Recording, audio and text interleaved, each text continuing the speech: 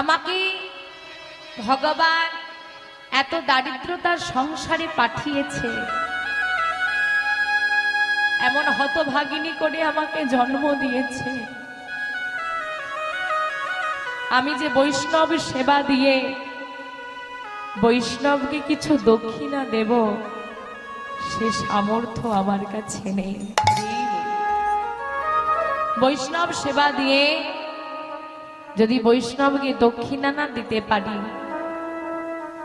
বৈষ্ণব সেবা সার্থক হয় না, তার ফল পাওয়া যায় না। কিন্তু কি করব বলো, আমার এমন দশা, আমি এত হতভাগিনী। আমি বৈষ্ণব সেবা দিয়ে যৎকিঞ্চিৎ মাত্র